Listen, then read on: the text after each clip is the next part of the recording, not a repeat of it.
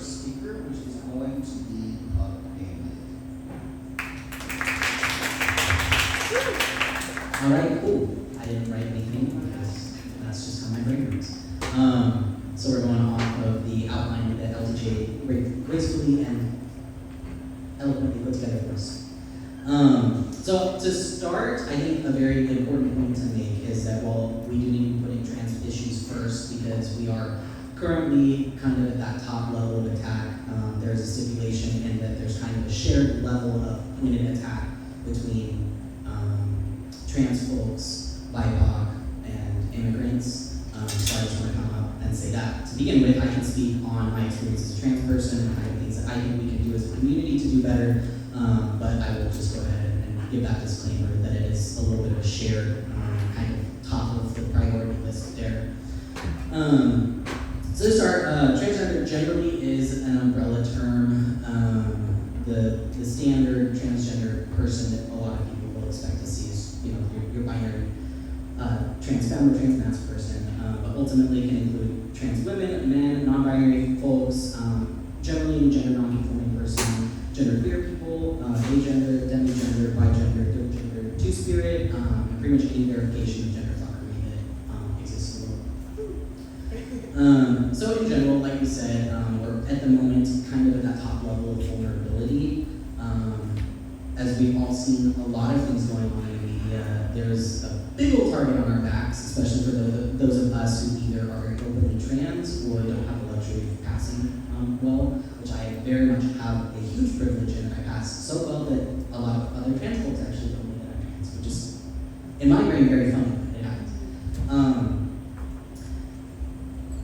Specifically, trans women, trans feminine people tend to have a larger target on their back just because of the way our hormone replacement therapy works. Ultimately, there is a little bit of ease in transition from female to male, and it's a little more difficult to get to that passable state from male to female, which is, again, just biological terms. So recently, obviously, again, circling back to seeing the news, there's just been a lot of targeted hate towards the trans community at large because of one violent act from someone who we don't even have confirmation of being at the time identifying as trans or as a trans woman, and that has allowed a lot of people who were already transphobic to feel justified and kind of vindicated in their hate and their attitudes and disrespect towards trans people. Despite the fact that I have two separate social medias on purpose, like I have my normal people account, my vanilla account, and then I have my leather and my kink accounts. And still, even on my kink account, so I'm surrounded by a lot of support from my local community.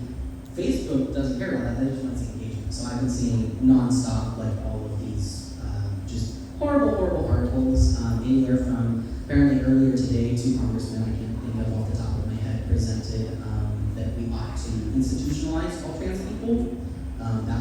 That's fully being submitted, so that's a lot of why these issues are here first.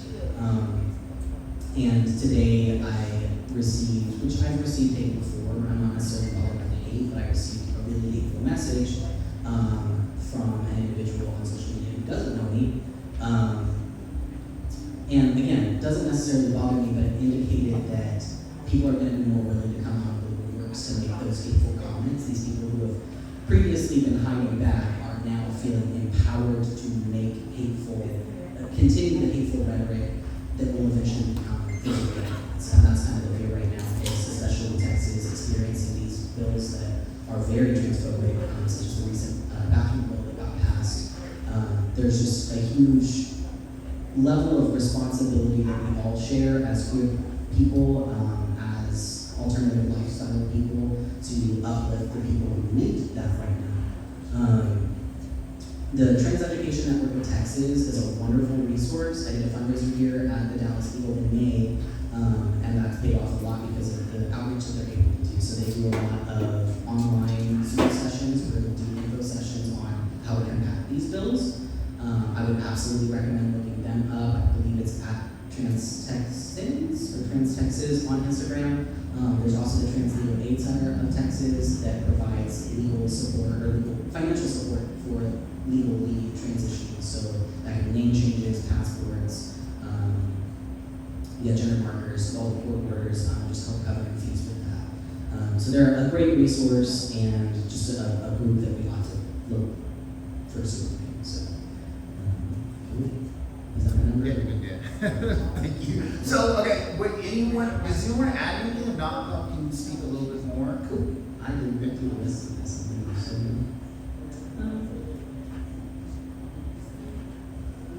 go ahead, we got 2 more minutes, go ahead.